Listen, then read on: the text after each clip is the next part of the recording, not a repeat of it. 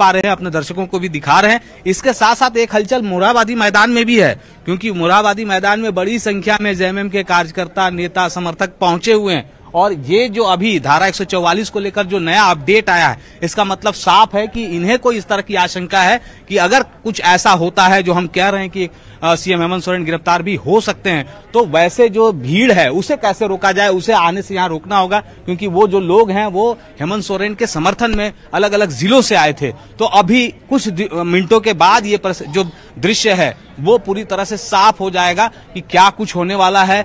इतने दिनों से जो बातें हो रही थी ईडी के द्वारा, जो 10 समन किए गए अविनाश, जो हमारे दूसरी बार वो यहाँ पर आए दे रहे हैं, और जिस तरह की गतिविधियां इस वक्त नजर आती हैं, जहां पर सवाल जवाब के क्रम के बीच अगर अधिकारी जो हैं वो पहुंचते हैं मुख्यमंत्री आवास पर, तो वहां पर एक अंदेशा ये जरूर होता है कि क्या जो सोर्स कह रहे हैं कि गिरफ्तारी मुख्यमंत्री हेमंत सोरेन की हो सकती है, जिसके बाद ये सभी विधायक राजभवन जाएंगे। और दूसरी स्ट्रेटेजी जो कि दूसरी रणनीति बनाएगी, ये प्लान बी पर इस पर काम किया जाएगा। इस बीच लॉ एंड ऑर्डर को मेंटेन रखना डीजीपी को बुलाने के पीछे का मकसद ये भी माना जाए?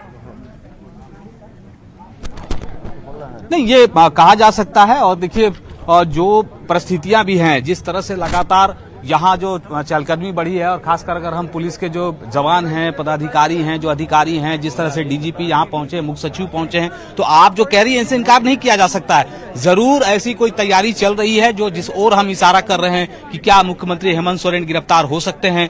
क्या जिस तरह से धारा 144 को लेकर जो अभी नया अपडेट दिया गया है कि 10 बजे रात के बाद आगे भी जारी रहेगा, तो क्या जो मोरहाबादी मैदान में जो भीड़ है वो क्या आगे बढ़ रही है, ये सारी चीजें हैं। जो अंदर जो बसें गई हैं, 3 बसें गई हैं, क्या उसमें जो सत्ताधारी दल के जो विधायक हैं वो बैठकर बहुत जल्द राजभवन तक पहुंचने वाले हैं, राजभवन की गेट तक पहुंचने वाले हैं, क्योंकि वहां भी बैरिकेडिंग कर दी गई है, वहां भी इस तरह की कोई सूचना पहुंच चुकी है। तो ये अविनाश, जरा आप ये समझाइए, जरा आप ये बताइए अविनाश कि क्या ये किसी तरह की पॉसिबिलिटी नजर आती है, इसकी संभावना या गुंजाइश नजर आती है कि अगर राजभवन से बुलावा न भी आए तो भी ये विधायक वहां तक पहुंच जाएं, तब जब वहां पर धारा 144 लागू की गई है?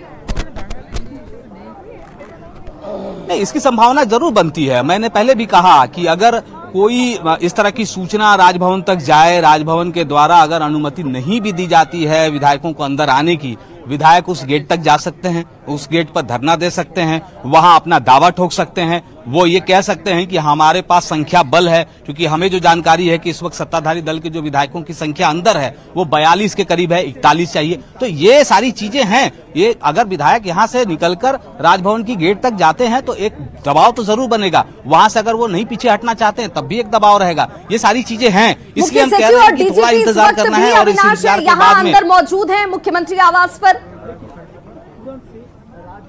नहीं जरूर मजबूत है। आपको फिर से दिखाएं कि जो अभी यहाँ से गेट के अंदर वो गए थे डीजीपी और मुख्य सचिव, उसके बाद से वो निकले नहीं है।